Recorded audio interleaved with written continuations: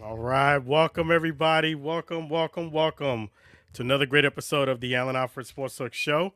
Really glad you could join us here this evening. We're going for the first time ever. Well, let's see. Instagram. Let's see.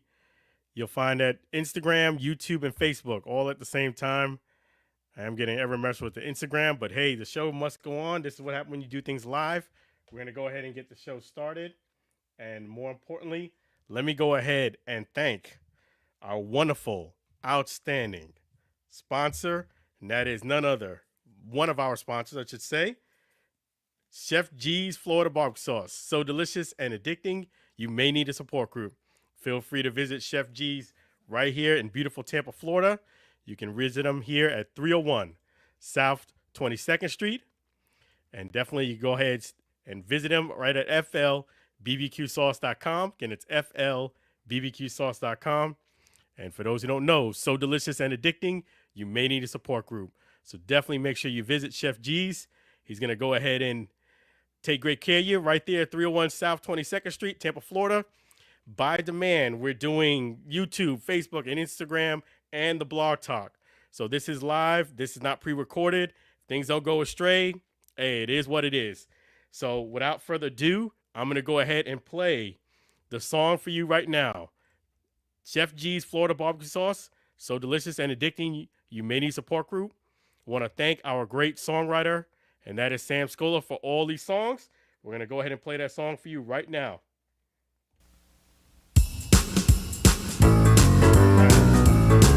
The Alford Sports Talk Show. The Alford Sports Talk Show. Your host is here for the show tonight to interview our special guest. Show highlight the Alford Sports Talk Show. The Alford Sports Talk Show.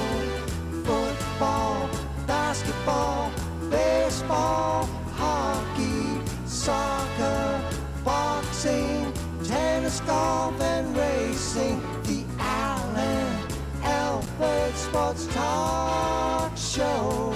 The Alford Sports Talk Show. Tune in for all the news and scores, reporting on the games and so much more. The Alford Sports Talk Show. The Alford Sports Talk Show. The Alford Sports Talk Show. The Alford Sports Talk Show.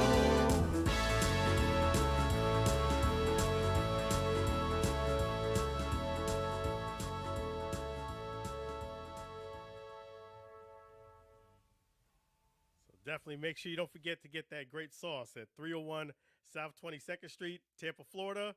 Or you can visit them at flbbqsauce.com. And it's flbbqsauce.com. Thank you, Chef G's Florida Barbecue Sauce. And thank you so much, Sam Scola, who wrote that great song. We got a lot of great stuff coming on today. A lot of great insight. And we have other sponsors we got to thank too. So definitely, and if you want to catch Sam, you can catch him at singalongwithsam@gmail.com. He's the one who's responsible for all the music that's done tonight. Every single song is done by Sam Scola. Sam Scola Songs. Thank you, Sam Scola Songs and his wife, Mary. And all of Sam Scola songs are available on YouTube and Spotify. YouTube's and Spotify, Sam Scola Songs. Check them out there. We got a lot to go ahead and discuss here on the Alford Sports Talk Show. So definitely, there's going to be a lot to go over. Let me make sure here that everything is going good here with the sound on the blog talk. Okay, good. Yes, so we're doing great. We got the sound, we got the video, and now we're going to go ahead and talk about things that are going on. We're going to discuss the UFL news. That's to begin with here. And a lot going on in UFL, man. I got to tell you, a lot is going on in UFL. For those who are not plugged in, you need to follow the UFL to see what's going on. A lot of great scores and great competition. You know, one of the things that I did see that did happen is,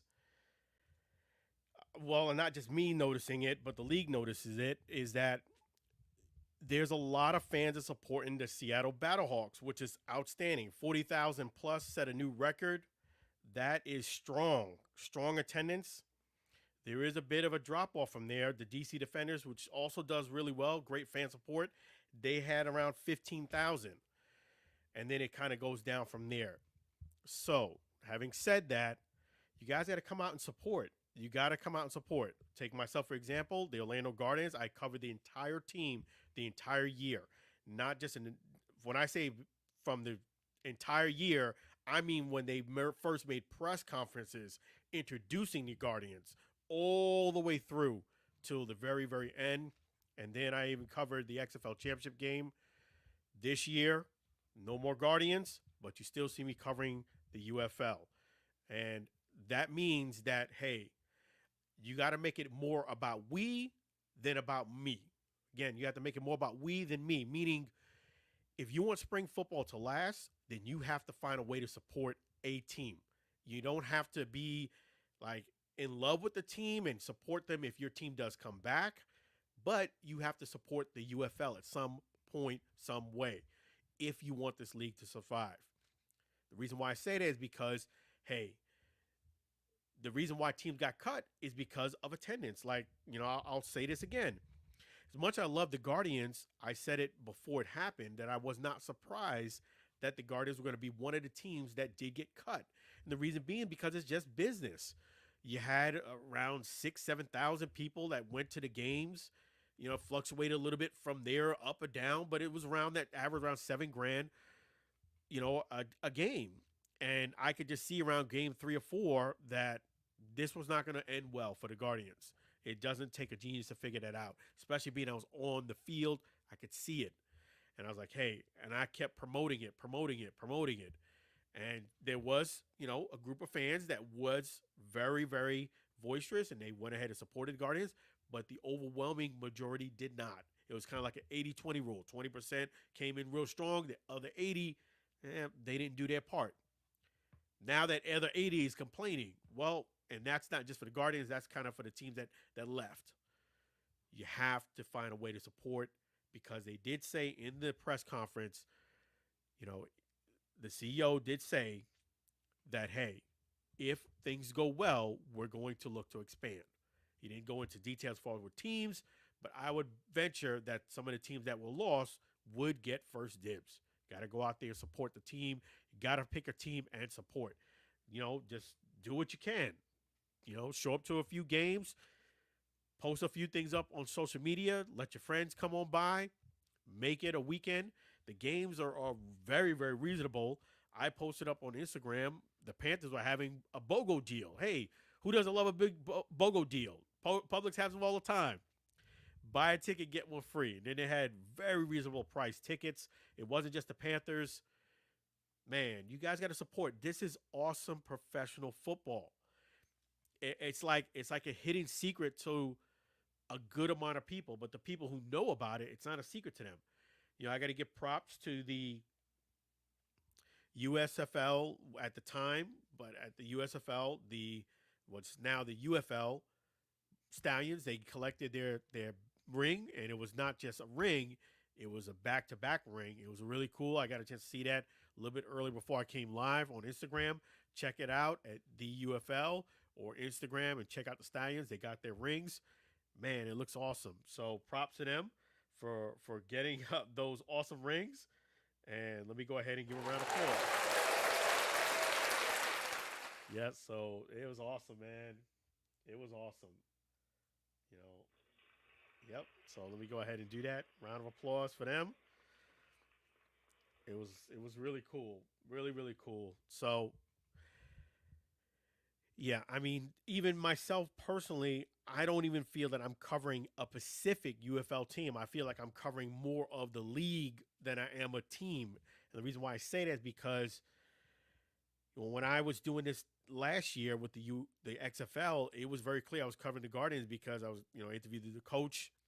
By this time, I had already done about 30, 40 interviews, players, the coaches, and this year, not as much. I went to the press conference in game one. I got a couple of players there and some of the coaches, definitely the owners, which is really cool. The Rock, Danny Garcia. But it was a situation where, I wouldn't say I'm covering a Pacific team, which is cool. You got to go ahead and just take it for what it is and just keep going forward. I'm supporting the UFL because I'm supporting what it's doing. I love the fact that it's giving an opportunity not just to the players, the coaches, fans. You have a great opportunity to enjoy professional football. A lot of the guys, they said 400 players are in the UFL. Out of the 400 players, 315 of them have some type of some type of NFL experience. So this is a wonderful opportunity for the players, the coaches, the fans, the community. You know, any sports fan, you have an opportunity to see outstanding football. And we just got past 2 games. That's it. You still got a long way to go. And stay plugged in. Stay plugged in. I do think this is going to be, as far as the team that I did get a chance to see in person, that was the Arlington Renegades, not only in the championship, but game 1. The Arlington Renegades need to win a game. And I hate to say it, but you wouldn't think there'd be 0-2 going into fighting the defenders. I'm sorry.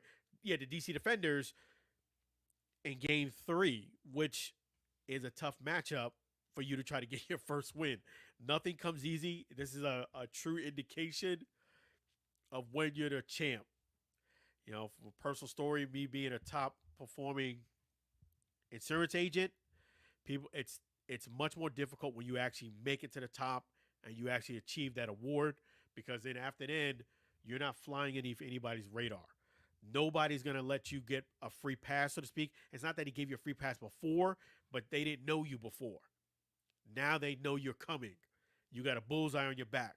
You didn't have a bullseye before. When you're the champ, you have a bullseye on your back. You're not skirting past anybody. And that's what's happened with the Arlington Renegades. The first game was a really tough game. You had to play the defending champs, the Stallions.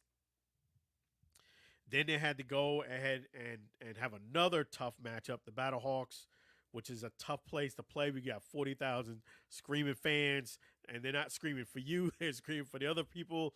And then you got to play the champs, who was undefeated until you beat them.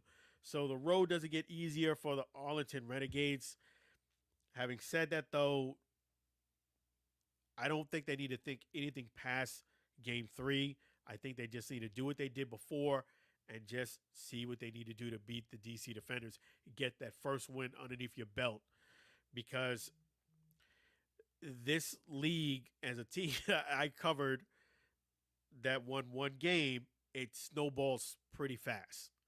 So this game is actually a pretty big game for the Arlington Renegades, for them to win, to keep at pace along with others. So it snowballs pretty quick. And guys' frustration, unfortunately, get pretty, I would say, after that 3rd or 4th game, if you don't get it, I'm not going to say what happened afterwards, but I've been through that experience with a team. It's hard for you to say something positive at that point. So I just hope that things go well. I know it's going to be a great game. I'm looking forward to it. You guys should look forward to it. You should come out and support and watch that game.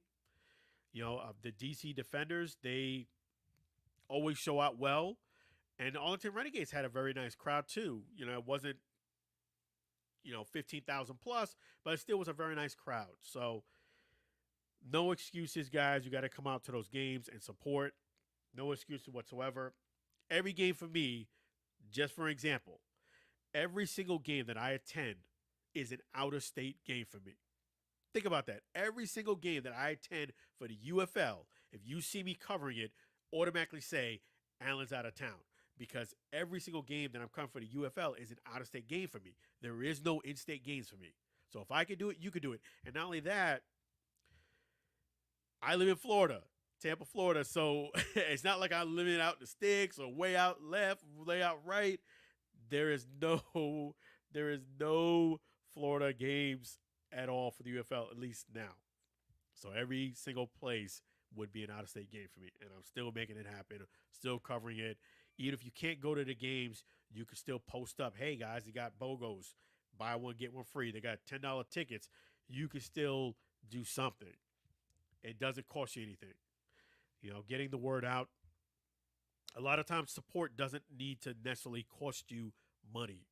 It doesn't need to cost you a lot of time. It's just you putting in the effort more than anything.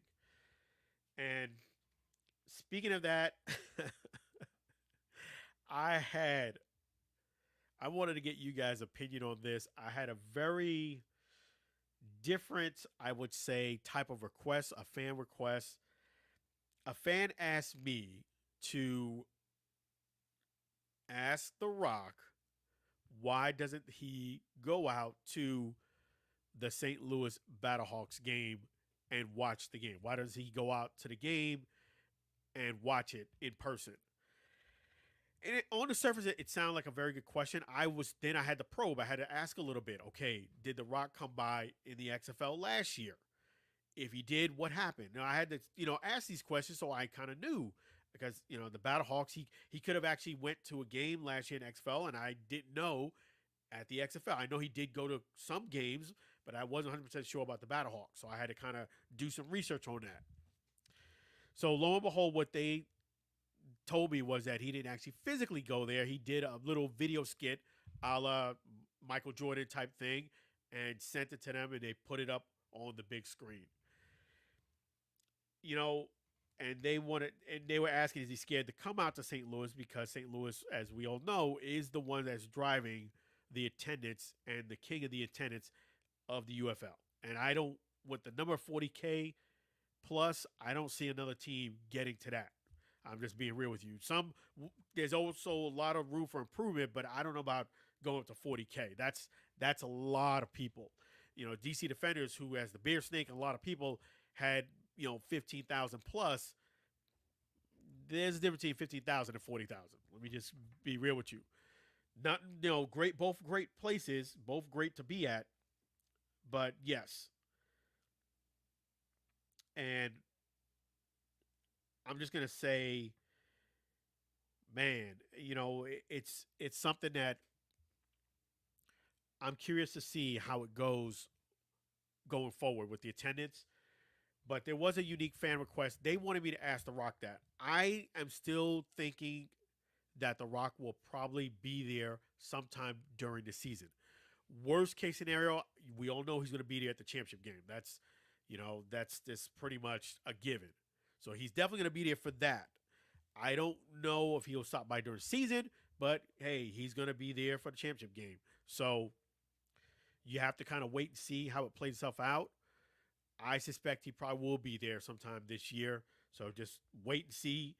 If he's only there for the championship game, then so be it. But he'll be there at the championship game.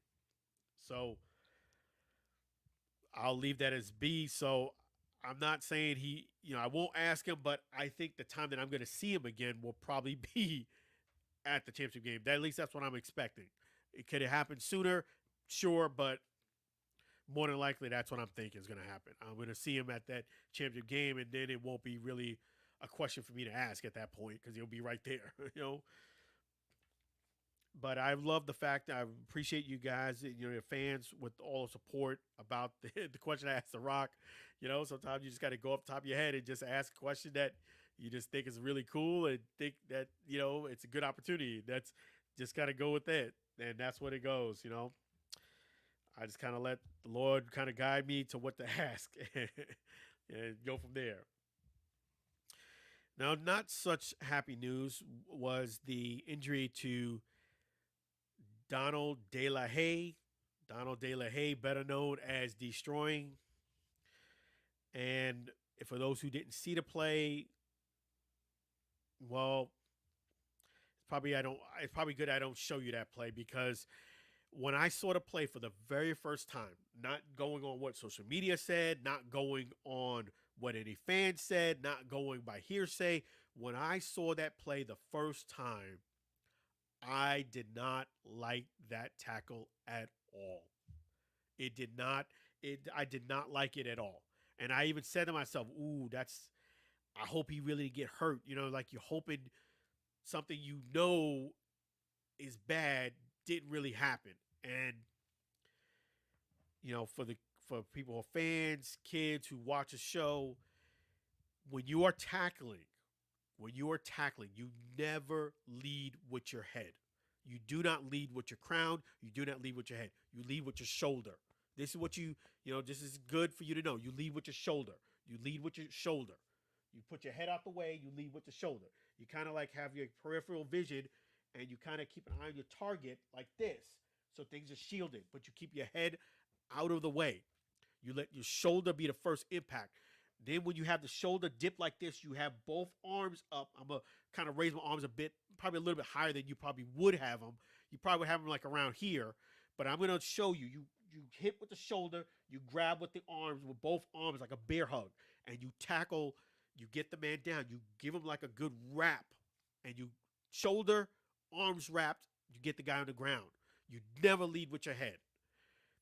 Unfortunately, with Donald De La Haye, he did lead with the head and it led to fracture his neck. There was a comment. Now, this is something a fan did say, hey, that really hurts his chance to make it to the NFL.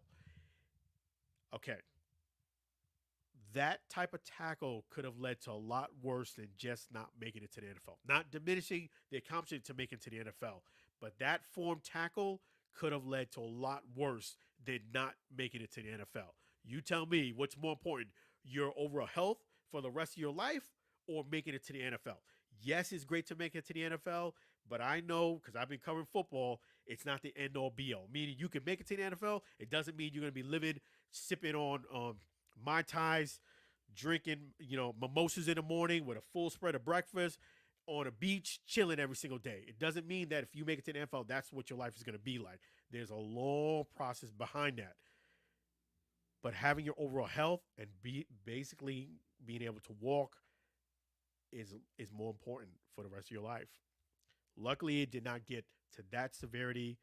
Prayers go out to Donald De La Haye and Deestroying because that was what you should not do as far as tackling is concerned.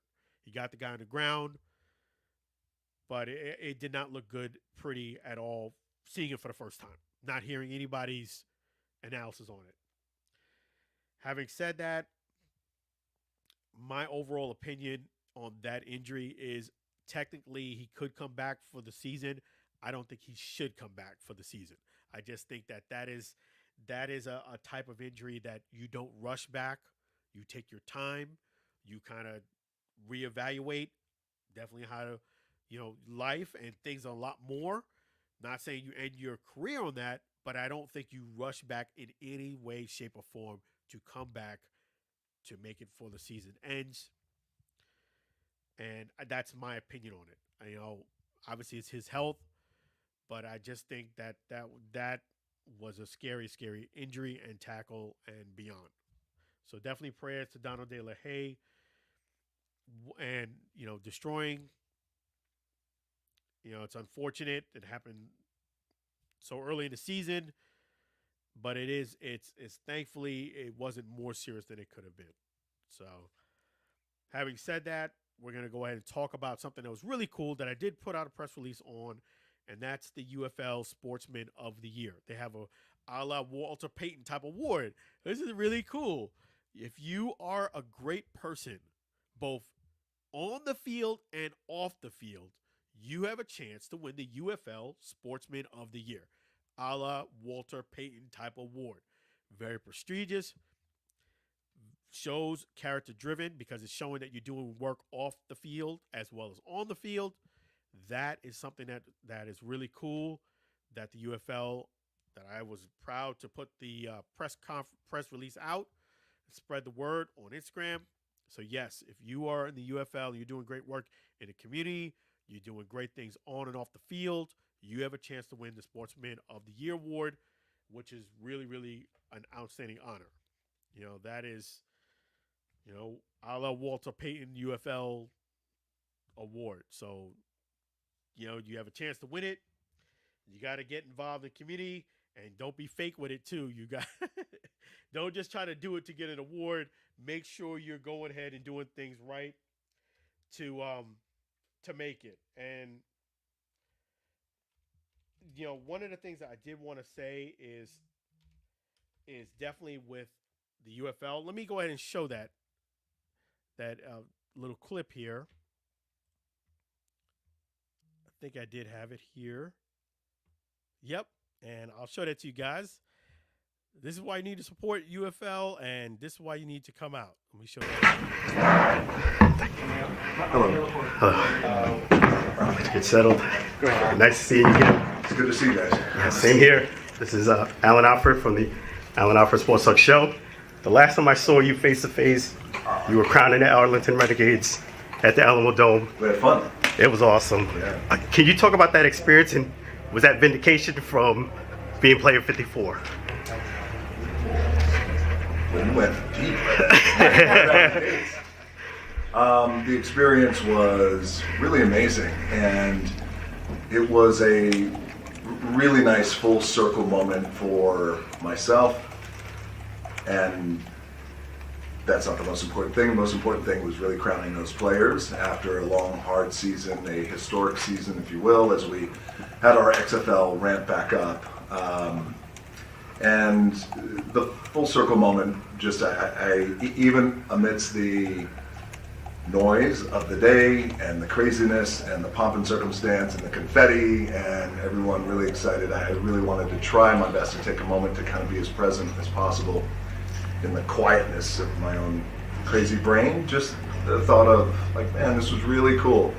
My goal was to play in the NFL, and that never happened for me. So I just, many moons later, to be able to help create an opportunity for those players to live those dreams, and then eventually some of them have an opportunity to play in the NFL. It was really cool. Over here. Yeah, that was awesome. That was really, really awesome. And that's why you got to support, man. That's why you got to support the UFL. Man, you get a chance to, and I was on the field. I was on the field when that XFL trophy was being handed out. I was only 5 feet away. Then you had The Rock, Danny Garcia, Bob Stoops. You had the whole team. You had the podium where the trophy was on and the MVP trophy. And right in front of the trophy, you had the whole media. Me and the whole media staff was there. And it was awesome. Confetti falling down. And I would have to say that was the coolest sports experience that I have ever been at. You're talking about a guy who's been to the Daytona 500. I've done media there and not knocking it. I've been to some championship baseball games, but that experience being on the field where someone is winning a championship is something I can't really put into words. And I covered the Arlington Renegades for just basically the playoffs into the championship. I felt like I was part of the team, but it was awesome. I expect nothing less come in St. Louis. So you got to support, man. Something that the players won't ever forget, something I won't ever forget. And I wasn't even a player. I was covering the media, but I won't forget that experience. It was outstanding. It was awesome. Got to support. And you just never know what can happen if you do go to a UFL game. The UFL Michigan Panthers kicker, Jake Bates, his football is now in Caton, Ohio, because he kicked a 64-yard field goal. And I had to tell you, Donald De La Haye had some competition because that guy, Jake Bates, the kicker, he doesn't, it's almost like opposites. Jake Bates, you could tell he doesn't relish all the attention. He deals with it. Donald De La Haye, you could tell he loves it. But Jake Bates, man, he's kicking some 64-yarders with, and he had length in it. Meaning, if that ball was 67, 68 yards, he would have made it. He would have made it. And so we'll see if he even gets further than that. He kicked a 62-yarder, and that ball had, you could tell it had some more room. So we'll see if he gets another one in there, but that's really cool that it made it all the way. Jake Bates, the Michigan Panthers from the UFL, made it to Canton, Ohio already. And we're only going into game 3, week 3. Week 3, folks. That's it. So we just got 2 games that are officially done. This weekend we got week 3. Already you got the UFL Sportsman of the Year award. You got a player who's in Canton, Ohio. That is awesome. Jake Bates. Congratulations. In fact, let me give him a round of applause. Jake Bates. In fact, let me do that over here too. That's awesome. That is awesome. Man, you guys are awesome too. And you know what else is awesome? We're going to go ahead and introduce another sponsor and another song by none other than Sam Scola. That is who sang the song. Want to thank CTC ME Mortgage. You know, there you go. CTC ME Mortgage. There you go. Kurt McCrae. Thank you so much for being our great sponsor. CTC ME Mortgage, show sponsor. You can go ahead and visit them at ctcmemortgage.com or feel free to call or text Kurt McCrae right there, 346-527-7564. Again, that's 346-527-7564. Definitely want to thank CTC ME Mortgage. And in fact, let me go ahead and let you guys see some things that are cool. Home ownership begins with a mortgage. That's right. If you want to get that home and you don't have a lot of money to put down, Kurt McCrae can help you. That's right. You don't have a big budget, Kurt McCrae can help you. You need to refinance your home, Kurt McCrae CTC Mortgage can help you. Today is a perfect day to start building equity. Contact me now to start your home buying journey. Make sure you don't forget to do that and call CTC ME Mortgage. Again, that phone number again is, that's a show number. That's Kurt McCrae, 346-527-7564. Again, that's Kurt McCrae, 346-527-7564. Definitely thank you, CTC ME Mortgage, a show sponsor. In fact, we're going to go ahead and play that song for you right now. That is the CTC ME Mortgage song by none other than Sam Scola song. So we're going to go ahead and kick that off for you right now. Let me go ahead and play that song right now for you guys. All right.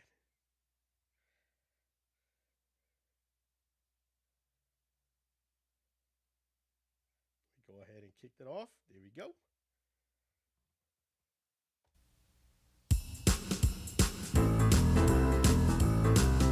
CTCME Mortgage Company, they stand by their loyalty.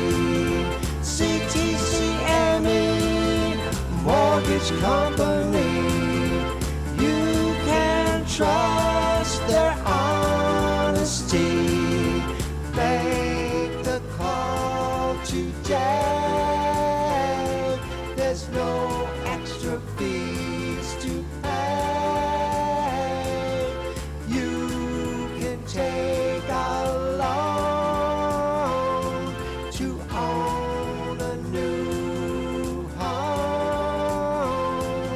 CTCME Mortgage Company, they stand by their loyalty. CTCME Mortgage Company, you can trust their honesty. Get a low interest rate, there's no need to wait. Finance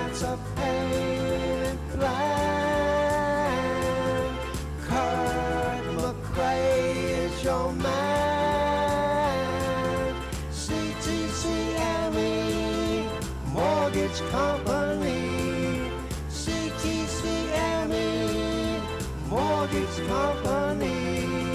CTCME Mortgage Company.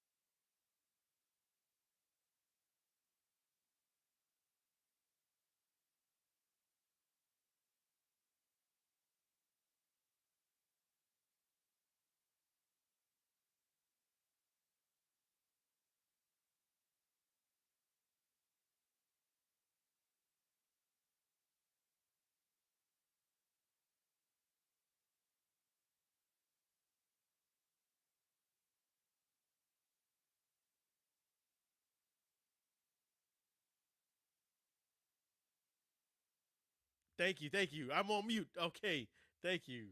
Sorry about that. So yes, as I was saying, definitely check out songwriter Sam Scola Songs and his wife Mary. Thank you so much for that beautiful song. All of Sam Scola songs are available on YouTube and Spotify. And if you want to reach Sam Scola, it's singalongwithsam at gmail.com. Singalongwithsam at gmail.com. You guys are awesome. I'm glad that you are watching it and definitely listening. That is so awesome. And what I wanted to also let you guys know is feel free to call in too. You guys have that option here always here on the Allen Alford Sports Show. 516-418-5572. 516-418-5572. But it's going to be awesome. We're going to go ahead and talk a little bit about basketball now. Allen Iverson got a brand new statue, and that was today. It was actually, no, I'm sorry. Yeah, it was today. It was today. And I did see some of the footage. I did see the unveiling, and I'm going to give you my thoughts on it. First and foremost, Allen Iverson is a straight up baller. Allen Iverson, throughout his career, yeah, he's had a few kind of moments, but man, the guy, when he was on the court, gave 110%. You know, he was a bit rough around the edges. I've watched a lot of his documentaries and I've watched a lot of his interviews. I actually followed Allen Iverson. He's got the same first name as mine, spelled a little differently. His is spelled Allen. Mine is Alan. Allen Iverson's a baller, man. And he's one of those guys that sometimes does slack off a bit in practice, but when he's on the feet on the court is outstanding. And I know him and Larry Brown had kind of like a love-hate type of relationship, but they did Allen Iverson wrong with that statue. Having said all that, that that's why it's kind of complicated. When you are honoring someone, you have to kind of go full-fledged with it. You can't go 60%, you can't go 70 or 80%. You have to, especially when you're doing a public kind of like honoring someone publicly as far as giving them a statue, you have to go 110% with that. Because if you don't go 110%, you're almost better off not even doing it. And this was the case. I heard what people said as far as, and I even saw some of the video of other statues that they have there at Philadelphia around the stadium. Allen Iverson's man was it was kind of whack. I mean, I saw some of the comments, and I'm not even looking at some of the comments as far as my opinion, but I'm one of the type of people that if you have a criticism, you have to come strong with me for me to actually agree with your criticism, because I don't like criticism at all, because I think it's easy to do. I think overall people criticizing you for something that's good or bad, mostly bad, is easy to do in most cases. But having said that, there are some exceptions to the rule where I feel as if the criticism is warranted, and the criticism in this case was warranted. I felt as if if they were gonna ever do a statue of Allen Iverson, I felt as if it was gonna be a crossover type move. I just kind of felt that. Now the problem with a crossover type move is that you are kind of squatting down a bit, so it makes you shorter. So what you have to do in that type of case, and Allen Iverson is known for his wicked crossover, I felt as if that was going to be what they were going to put Allen Iverson in, doing like a crossover move. So that part did not surprise me. In fact, I expected to see that. But you had to compensate for that by making it a larger statue, because he's not standing up where you see a lot of statues where guys pointing up to the sky, like, Kobe Bryant, may he rest in peace, or somebody's taking a shot, you know, in a position like that, you're going to have to make the statue larger. That's just the way you're going to have to do. You can't look at the same, okay, he's kneeling down and we're going to make the same base as the other ones. No, no. For example, which I'm going to put the pictures up for you guys, and I apologize I haven't put them up already. I was able to go to the Texas Rangers game. At the Texas Rangers Stadium, it's an outstanding stadium, baseball stadium. There's quite a few statues there. Nolan Ryan, Pudge, but more particularly, I'm going to talk about Pudge Rodriguez. Pudge Rodriguez, for those who don't know, is a catcher. So he's kneeling down, and you see him basically crouching down, with his mitt, and they made that statue large. It was a big statue because it had to kind of compensate the fact that you are showing him as a catcher and him kneeling down, not standing up. And I don't feel as if they did the same with Allen Iverson's statue. I mean, somebody's comment, which had over 11,000 plus, and it was only an hour into it, they said, "Did they order this? Did they order this statue from Temu?" That's what they said, and I just thought it was hilarious because, from a personal story, I ordered something from Temu, and basically the same thing happened. They had like this nice reindeer. It was after Christmas, trying to get an after Christmas sale. They had a little reindeer, and it was it looked cool. I was like, oh man, that's a great deal, man. I'll get that reindeer and put that out next Christmas. Get it for a steal, folks. I thought this was like I would say at least a 3-foot high reindeer. It was this high, folks. It was this high.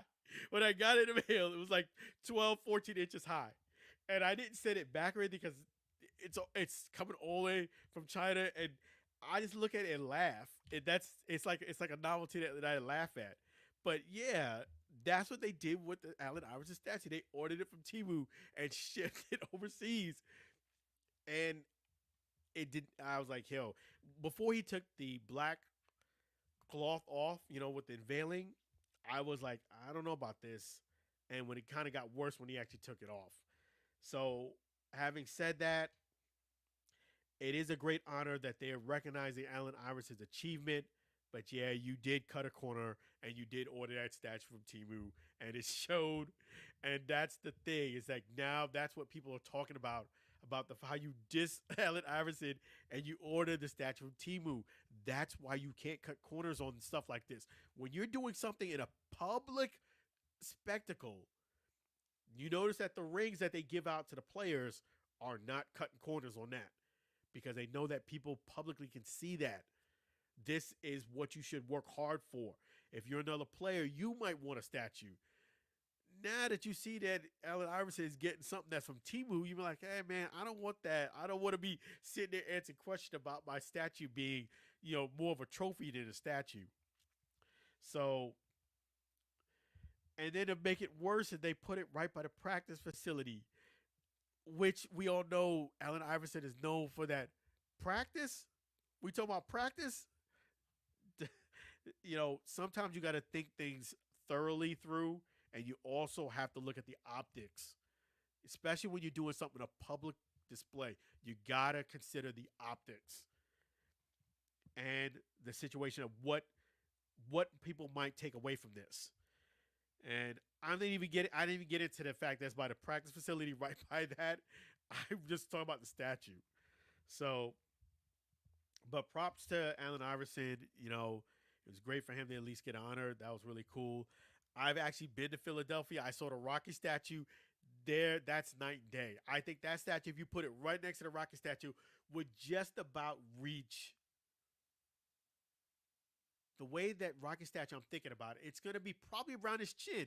It's going to be right around his shins. It's going to reach right about there. That's the way that statue is going to compare in size to the Rocky statue. It's going to reach right at Rocky's shin. You got to do better, man. Well, having said that, it was awesome that, there is Penny Hardaway got introduced into the Hall of Fame, so that's really cool.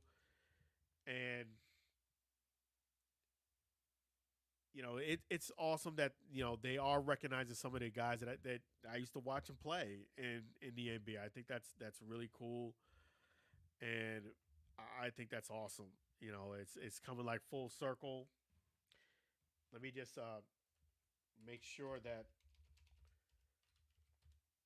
Yep. So he's going to be inducted into the Hall of Fame, and Penny, he deserves it, man.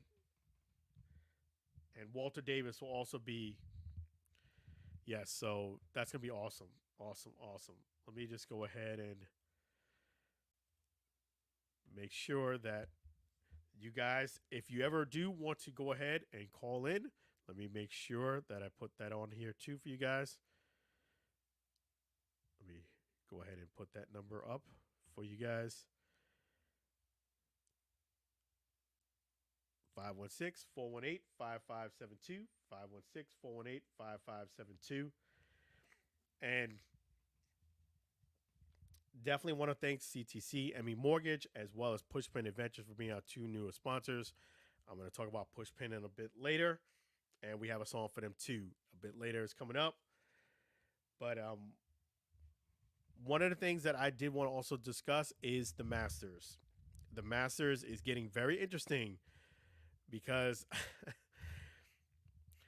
Tiger Woods, prior to the Masters, stated that he's taking this Masters extremely serious, and he's going celibate because of it. I don't know why this information got to the media or why he even discussed this with the media. This is like TMI, too much information. And Tiger, I hate to say it, but statistically speaking, he did a lot better when he, as we know, wasn't as faithful as they should be. But he put it out there, and he put it out in the media, and he said it. But it must be paying dividends because he's only 8 shots back with the weekend to go. So if he comes out and has a fantastic day tomorrow, which I pray and hope he does, when I say fantastic, he's got to be in the low 60s. Things are going to get real interesting come Sunday. He's like, I would say right now about halfway there as far as getting this competition. He's made 24 consecutive Masters cuts, which is phenomenal. The way we saw Tiger last time when he was out, I didn't think it was going to be possible for him to make a cut because of his health. And the fact that he made the cut and he's only 8 shots back, he's in this race. He's legitimately in this race to win this Masters tournament. And plus, another thing is like this. If this tournament gets close, those guys that are ahead of Tiger are going to get nervous. I'm telling you right now. They're going to get real nervous. We've seen this play before. Not only that, Tiger knows that golf course. He knows that golf course, and that makes a difference. Because when I say he knows the golf course, when you're playing a place like the Masters, you have to kind of aim at certain spots on the golf course. And if you know those spots really well, you're going to be ultra successful at that golf course. And I know Tiger knows where to hit the ball, where to place it, and where, more importantly, where not to hit the ball to keep yourself out of trouble. So tomorrow he has a great day. He can start off the season by winning the Masters. I mean, that would be wow. But my man is taking it serious. The old Tiger is here. He did not get cut, and let's see what happens tomorrow. But tomorrow, I feel he's gonna have a fantastic day. Things are gonna get really interesting on Sunday. So he has a shot. He has a legitimate shot. This is looking very good for him. And yeah, because the thing about it, there's a golf course not too far from me called Bloomingdale Golf Course, and I call it like the poor man's Augusta. And the reason why I do that is because it got the pine trees, it's got obstructions, and I played that golf course a lot.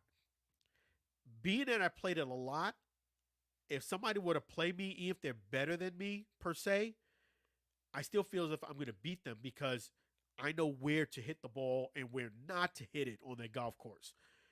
Because that makes a big, big, big difference. And it's not just playing a few times, it's playing a lot.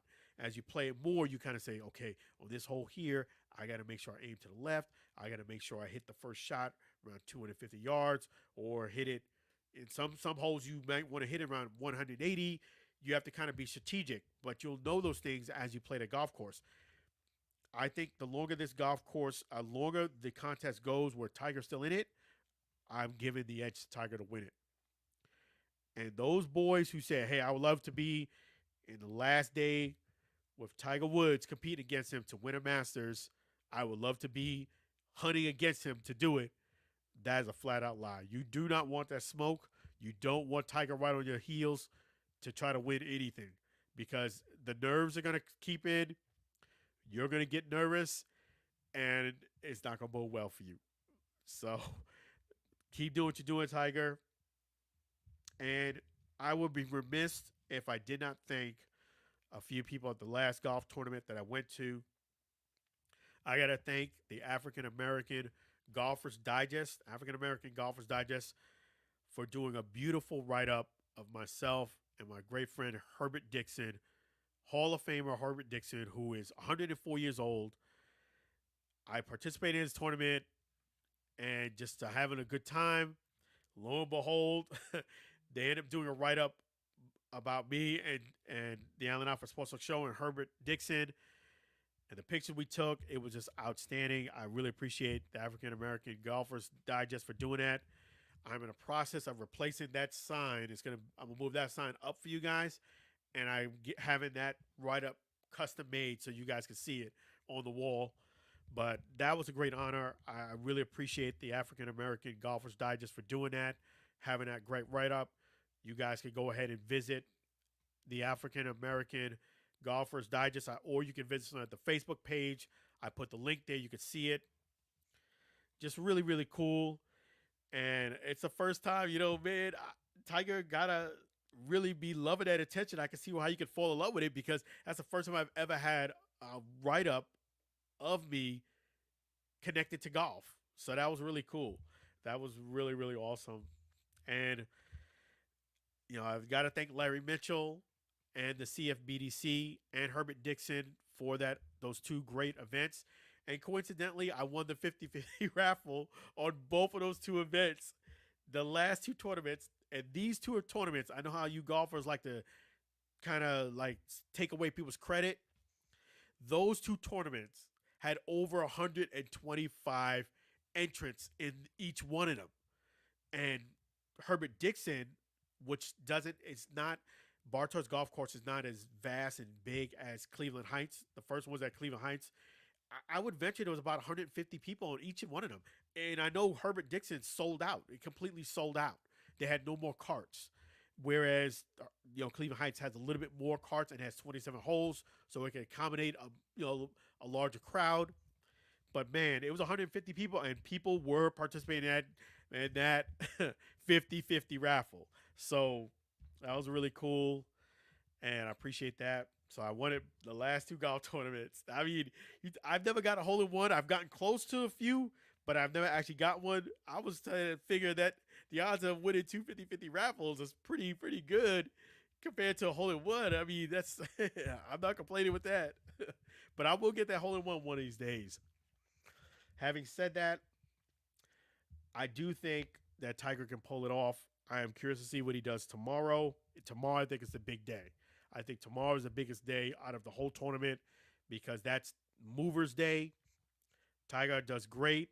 I don't feel as if the guys that are ahead of him, yes, you have some guys that have some experience, but I just think if Tiger comes up there with a big day and he's in contention, it's going to be interesting to see what happens. And I did want to go ahead and thank our next sponsor. Let me go ahead and do that. We have another song here. Thank you, Pushpin Adventures. And that's for being our show sponsor. Hey, if you want to take a break, you want to get away, you want to take that cruise, you've deserved it. Go ahead and check out Pushpin Adventures, pushpinadventures.com, or you can /Virgin right there. And let me go ahead and show you guys some cool things about Pushpin Adventures. That's their logo, travel planning concierge service. And definitely that is really cool. If you want to go ahead, as I was saying, taking that cruise, no kids, no cooking, Thanksgiving dinner, coming out of Miami, Key West, that is awesome. And man, that's Virgin Voyages. That's an opportunity for you guys. And you can go ahead and give Monique a call. In fact, let me go ahead and put that phone number up for you guys. Let me do that for you right here. Give Monique a call. It's 626-838-1006. Again, that's 626-838-1006. I'm going to put the number up again. Let me just read these 3 things you don't know about me. This is Monique, who you'll be contacting. Number 1, my ultimate bucket list destination is the moon, but I don't have that in my inventory just yet. Number 2, my favorite food is seafood. Point me to the crab bowl, please, and thank you. Number 3, I'm married in dance in high school. Go ham. I'm sorry, I majored in dance in high school. Go ham. There you go. So majored in dance. So there you go. Call Monique, 626-838-1006, 626-838-1006, or you can go ahead and visit pushpinadventures.com /Virgin, or you can just type in pushpinadventures.com. They both would work. And there you go. Monique, call her, 626-838-1006. And we're going to go ahead and play the Pushpin Adventure song. And let's go ahead and do that right now.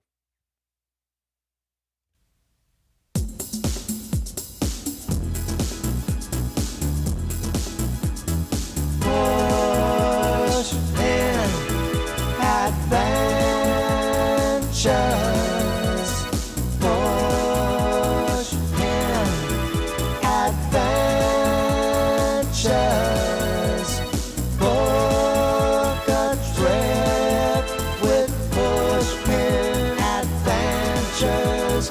Travel on a cruise with Pushpin Adventures. Take a vacation with Pushpin Adventures.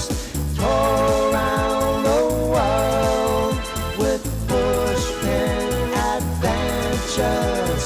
Pushpin Adventures. Pushpin Adventures.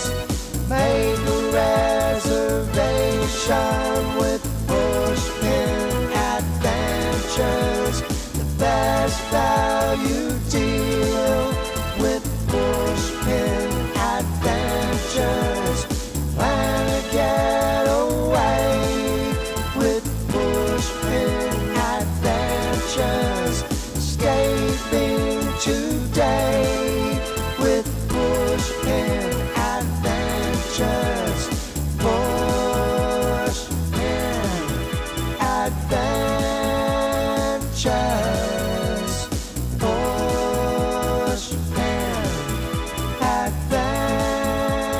Pushpin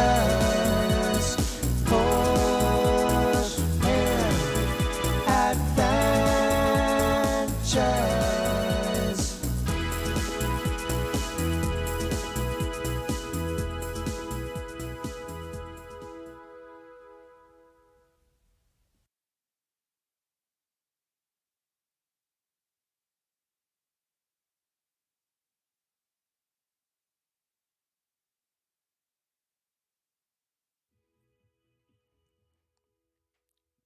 Pushpin Adventures. Make sure you give them a call there.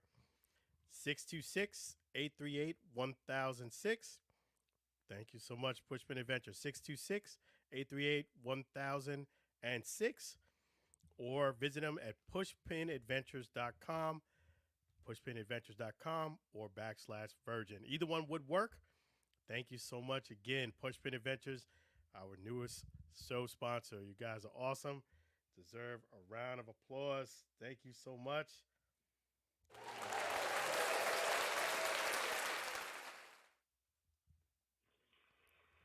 right.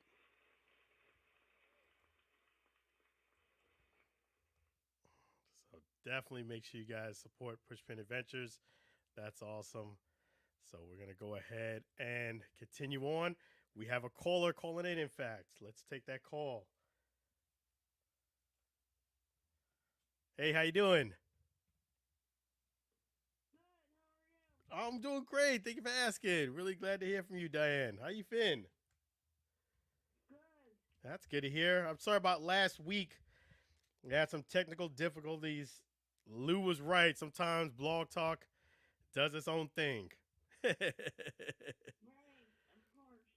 Yeah. So definitely a big thing. So, I wanted to get your thing. They let Stephon Diggs go. What are your thoughts on that?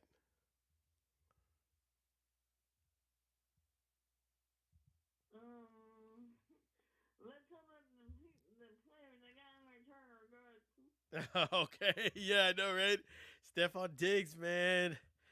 He's a great player. And you're right. I hope they got something good for him. I don't think so, because they got like a 6th-round pick or something like that. I just think that they got to the point where he was riding them too hard about getting the ball, and they were like, all right, enough is enough.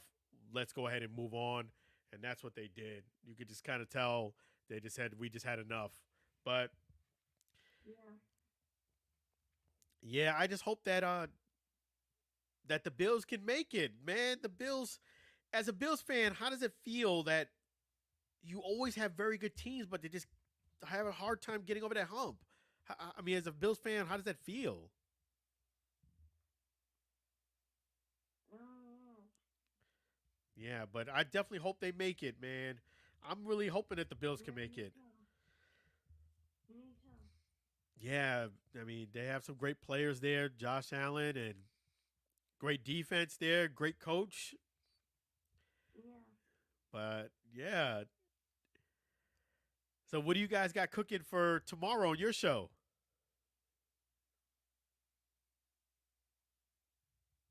You mean Lou show? Yeah, Lou, yep. I'm doing some basketball trivia. Okay, cool. That's awesome. That should be great. Allen Iverson, he got his statue. He got recognized today with the statue. Where?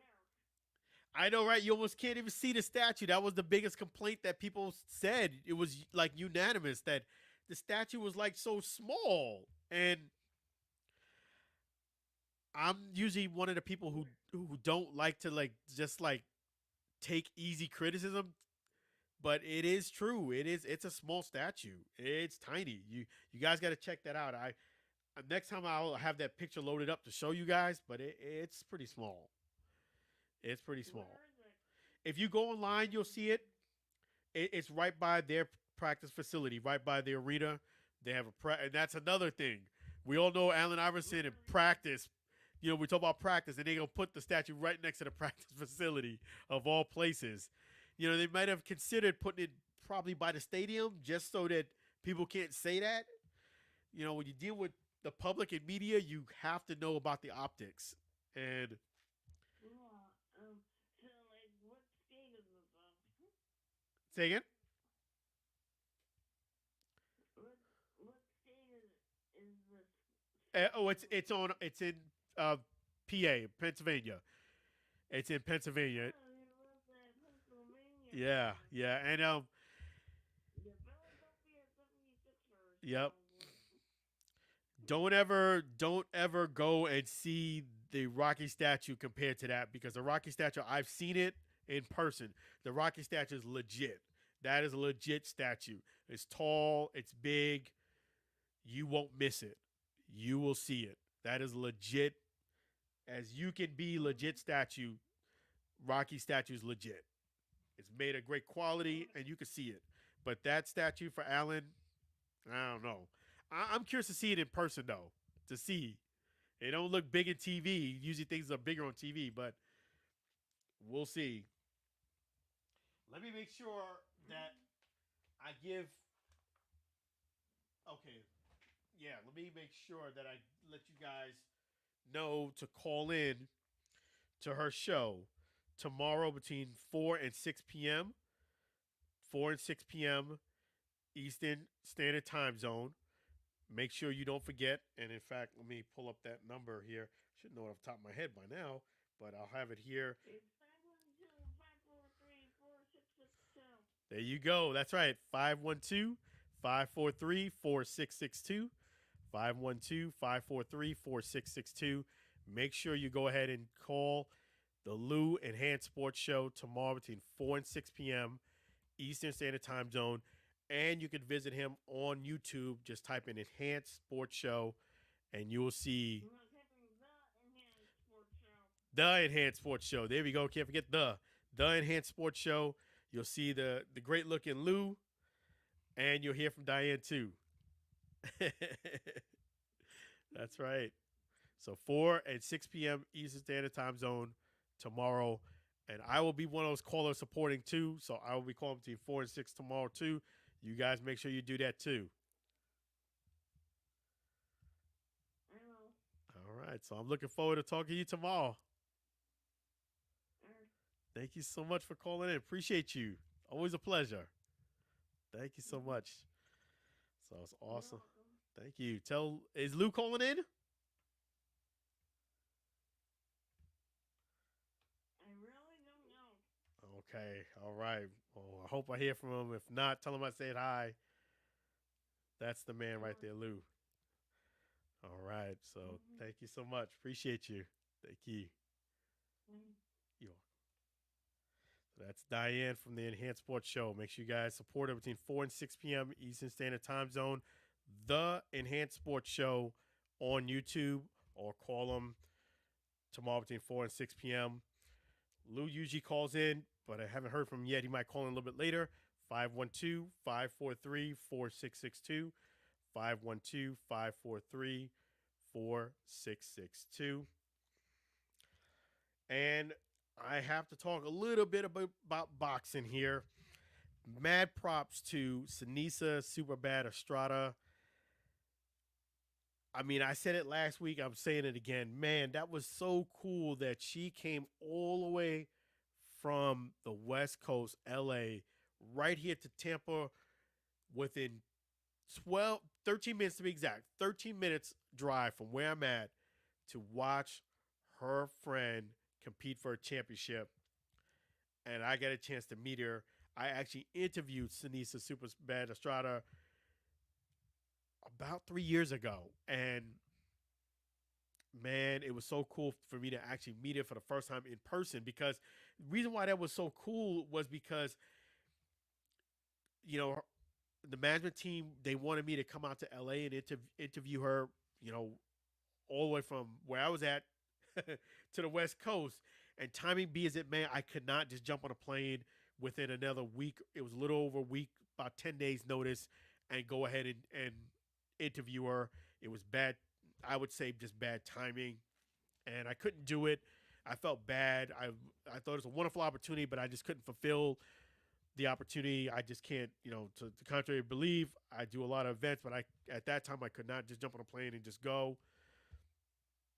So I did tell them that I would go ahead and interview her. We did do the interview, and it was the podcast interview right here on the Allen Alford Sports Show. Really cool, but for her to almost 3 years later to come out and support and be within 15 minutes, I thought was really cool because usually most boxing events, let's just call it for what it is, are in Vegas. Most of the boxers do events there in Vegas. If not in Vegas, you might see them go to New York. So it's either Vegas, New York. Let's see. Now Arizona is coming on a little bit.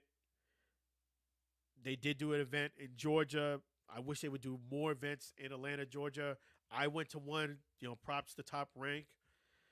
They gave me media access. That was, I did and actually it was Yee there. It was or Kanye West, otherwise known as Yee. He was there, and that was a really cool event. But I guess they did it kind of like a trial thing in Atlanta, Georgia.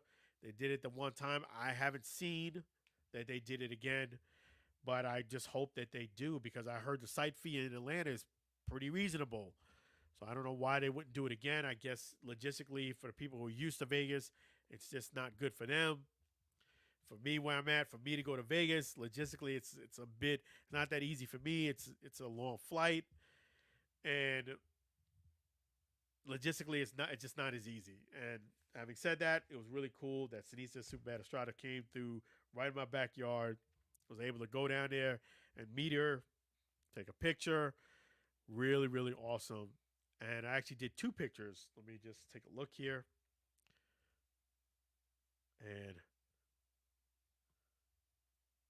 let me just see here. It says now Saudi. Okay. Yes, that's right. Now Saudi Arabia. That's right. That was the other destination. You're exactly right. Yes, you're right. So it's just people have been asking me how come I used to cover a little bit more boxing.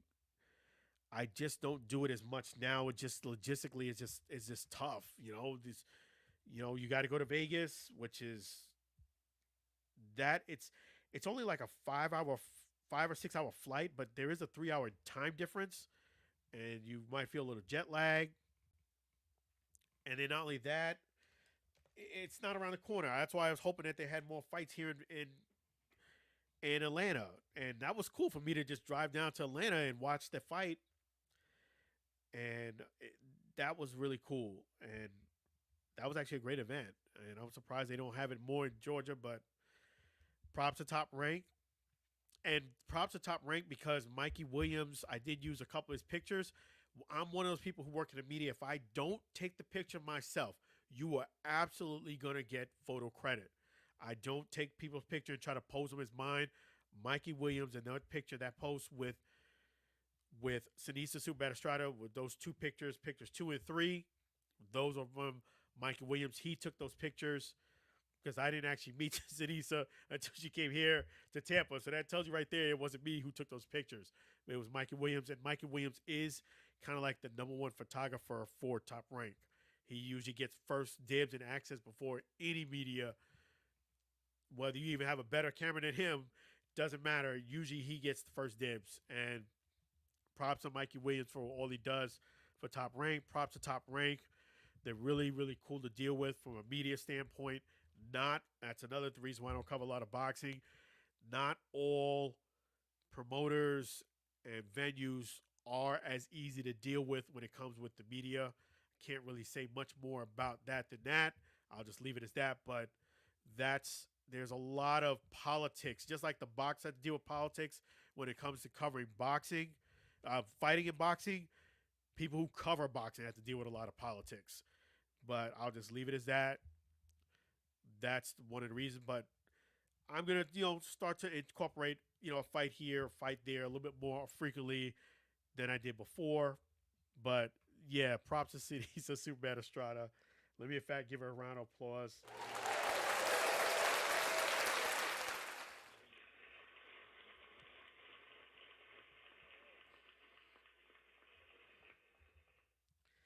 Yeah, that's cool, man.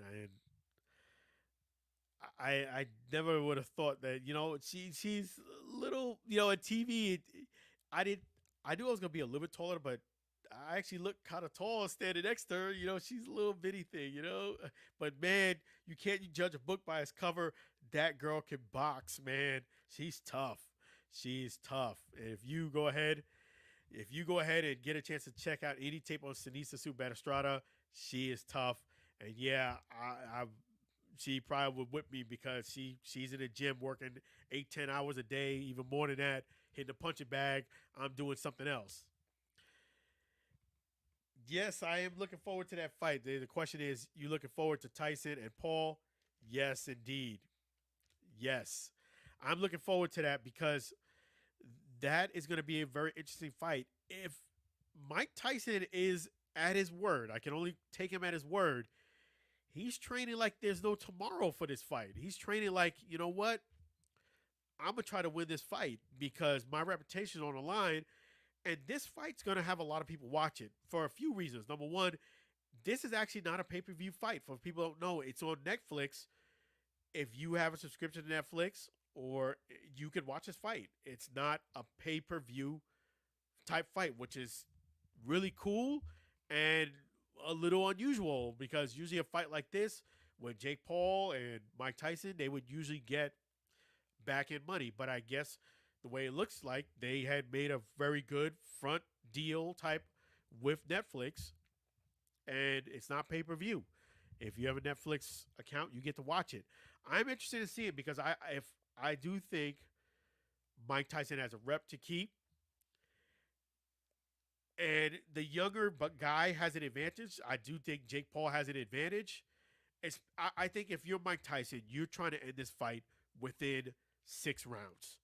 You don't want it to go past the 6th-round point because if it goes past the 6th-round point, even though Mike Tyson is not your typical 50-plus-year-old guy, I just think it's going to favor Jake Paul the longer the fight goes on because he's a younger guy. He's got that enthusiasm in him. I don't think Jake Paul is like a beginner type fighter. I think if somebody's going to beat Jake Paul, they should have gotten him within the first 3 to 4 fights. Every fight I watch Jake Paul, he's getting better and better and better. He's not going to, like one of my friends said, hey, if I work out real hard, I can get in the gym, get in shape. Maybe Jake Paul will want to fight me and I can get paid some money. I said, not, it ain't going to go like that. And not like that, I don't think you would beat Jake Paul. I don't think a beginner would beat Jake Paul is what I'm trying to say. I think a more experienced boxer can beat Jake Paul, but I don't think a beginner can beat Jake Paul. He's that good. He's gotten better. And he trains in Miami. Guys in Miami know a lot about boxing. Jake Paul is no fool. He knows that if he loses a fight, maybe he did lose one by decision, but he knows that he's only a couple losses away from it being a wrap where he won't be able to hold people's attention for them to show up. A la like Mayweather type thing. So he needs to win. And I do think if the fight goes past 6 rounds, I have Jake Paul winning the fight by decision. That's what I think. Because if it's a very competitive fight, let me just change the banner here. Just give me 1 second. Yeah, boxing news. If the fight goes on longer, I think Jake Paul has a better shot of winning the fight by decision. I don't know if he'll knock out Mike Tyson, but as the fight goes longer, you have 50-plus-year-old legs. Jake Paul's going to look better and better as the fight goes on. So if you're Mike Tyson, you got to get him within the first 6 rounds. If you don't, there's a good potential Mike Tyson's going to lose by decision, is what I think. Yes. Yeah, I think you're right. I do think they both getting paid, but I think Tyson got something to prove. Yes, I do think Tyson got something to prove, and he's taking it serious. But I think Jake Paul's taking it serious too. I don't think Jake Paul is sleeping on fights. Jake Paul is one of those type of guys that talks a lot.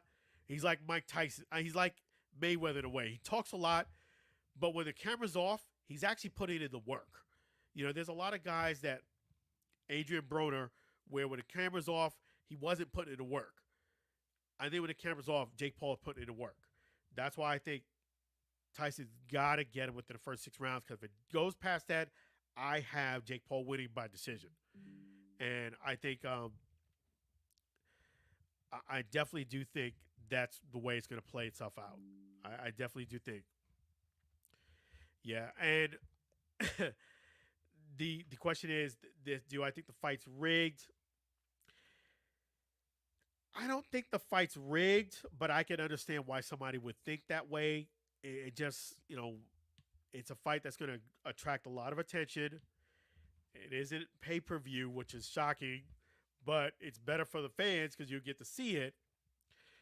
But I don't, I think that there's a way for this fight to be very entertaining, and whether you're a Jake Paul fan or Mike Tyson fan, where you both go away happy. I think there's a way that can happen if it goes 12 rounds, and I think by Jake Paul winning by decision. I think that's what I think is more than likely where I can see this fight going, unless Mike Tyson stops him within the first 6 rounds. And I don't think it's going to be that easy for. Yeah, well, Mike Tyson can lure Jake Paul into something. Mike Tyson's still fast enough and he's still quick enough, and I do think he has the thing about Mike Tyson that makes him so great is that he has that devastating uppercut. And not only that, he sets up his punches. He's not just wailing away. He's actually looking for opportunities. He's he's a high boxing IQ. And he looks for opportunities and he puts his strength on you. And that's what it is. That's where the fight is. So if Jake Paul does not kind of be careful, he get his bell rung. And we'll see how it plays itself out. I hope the fight isn't rigged. That's the last thing boxing needs. It's the last thing boxing needs. But unfortunately, boxing has that stigma. There's a lot of politics involved. Covering boxing, I can tell you, it's the Wild Wild West, man. If Paul wins, I would be interested to see him fight against Francois Ngannou next. That would be an interesting fight. I do think Francois Ngannou could beat Jake Paul. I do. I just think there's too big of a size difference. I think Francis Ngannou could win. I just definitely was not surprised that Francis did lose to AJ. I had AJ winning that fight. I just think that AJ was a bit too skilled, and not only that, more importantly, he throws heavier punches than Tyson Fury. Fury is a technician, and he's usually not going to knock you out by a punch. It's usually going to take a combination of punches to wear you down, and then he'll start to hit you pretty hard. A guy like AJ throws with bad intentions, and he's calculated with his punches. So it did not surprise me that AJ won the fight. I predicted AJ to win, and it did not surprise me that the fight ended early because Francois Ngannou, he should have won against Tyson because I think he won that fight, but I never had him winning against AJ. I never thought he was going to beat AJ because it's a different style of fighter. AJ has heavy hands. I felt as if the defense with Francois was going to rear its ugly head, and it did. Hence the reason why he got knocked out 2 times. And it's unfortunate, but that's how boxing is. The fight that he should have won, he didn't get the decision in. And the fight that he probably should have, aside from the money, considered and maybe not take, he lost in. And he lost bad in. But that's how boxing does. You don't get the decision you should have won. Then you end up fighting a guy that you probably are not going to win against. The only upside is the money and maybe get your name out there, which he did, but he also got knocked out within 2 rounds. So that's boxing in a nutshell for you folks. I think it's going to be a very entertaining fight. I definitely do think if I'm in Mike Tyson's corner, get him within 6 rounds. If I'm in Jake Paul's corner, don't get knocked out. Take him to deep waters and see how it goes. Because I do think the later the fight goes, I do have Jake Paul winning the fight. And that is what I think is going to happen. Francis Ngannou, I think he still has a career in boxing. I think he needs to stay away from Tyson Fury for a little bit. Just fight some of the lower name guys and get a couple of wins, and then maybe you can circle back to Tyson Fury. But because Tyson Fury got his hands now tied up with, he's got a fight coming up. So I think it's a good opportunity for Francis Ngannou to fight somebody else and see how it goes. But it should be interesting to see. I'll keep you guys posted. Should be really cool. And I did want to go ahead and thank you guys for your support of the Allen Alford Sports Talk Show. It's been awesome. It's been really, really cool. I have some great things coming up. I don't want to spoil a surprise. I'll talk about it next week. So make sure you tune in next week. I have some great content, some cool things coming up next week. Next Friday, same place, 9:30 p.m. Eastern Standard Time Zone. I do apologize. The editing team is working a little bit behind. There is a couple of videos that I have to put out that I'm a bit late on. I apologize on that. The editing team is working real hard to catch up, and you guys won't be disappointed. But I'm always in a thing when it comes to editing. It's better it's done right, and the final product comes out magnificent rather than I rushed the editing team and we forget this and we forget that, and it could have been a lot better. So I think it's better to just be a little patient and get it the right way rather than rush it on through. But keep your eyes peeled on the social media if you're not already. There's a lot of great things that are going to be coming out this coming up week. And for those who haven't done so already, please subscribe to the Allen Alford Sports Talk Show on YouTube and Facebook at Allen Alford Sports Talk Show. And finally, Allen Alford _ Instagram, Twitter, Allen Alford. If you type in Allen Alford on most social media platforms, you will find me. ALAN_ALFORD. And let me go ahead and also make sure you guys thank Sam Scola Songs and Diane for calling in. Thank you guys on the chat. We had David Himes. We had also Kurt McCrae. Make sure you guys don't forget to chime in right there. Give him a call right there. CTC ME Mortgage. CTCMEMortgage.com. Or call or text if you want to refinance, you want to purchase a new home, you don't have a lot of money down, Kurt McCrae can help you. Call or text him. Kurt McCrae, servicing Texas and Florida. 346-527-7564. 346-527-7564. Thank you, Pushpin Adventures, our show sponsor as well. And make sure you call Monique at 626-838-1006. 626-838-1006. Or pushpinadventures.com/virgin. And we're going to end the show with none other than Chef G's Florida barbecue sauce. So delicious and addicting. You made it a support group.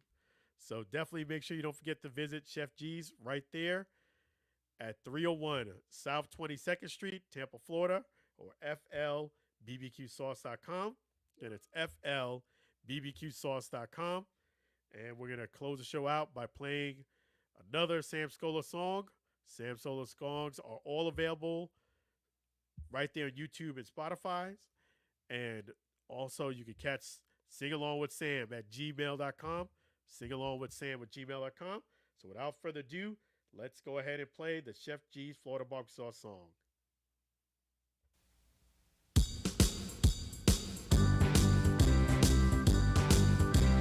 Comes in four varieties. Chef G's Florida barbecue sauce, a natural flavor. Chef G's Florida barbecue sauce, Florida gold honey mustard on burgers and ribs. Tasty fusion on pork and sausage. Classic taste for chicken steak tips. A hot heat wave on meatballs and ham.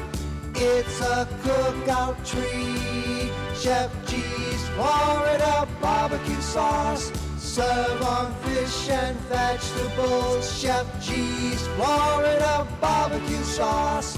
Chef G's Florida barbecue sauce. Chef G's Florida barbecue sauce.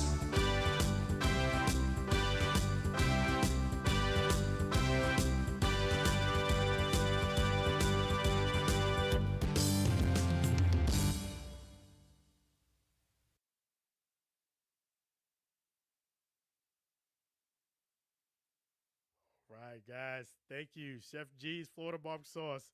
So delicious and addicting. You may need a support group. Make sure you don't forget to visit Chef G's right there at 301 South 22nd Street, Tampa, Florida. Again, that's FLBBQSauce.com. FLBBQSauce.com. Don't forget that great sauce. And thank you again, Sam Scola Songs, for your awesome music. Thank you, Sam Scola Songs and his wife, Mary. Thank you guys for listening, watching, and want to thank again Diane, all the callers and chat. Thank you guys for watching. Another great episode of the Alford Sports Show. Have a great weekend. Be blessed, be well. And until we see each other again, take care for now. Bye-bye now.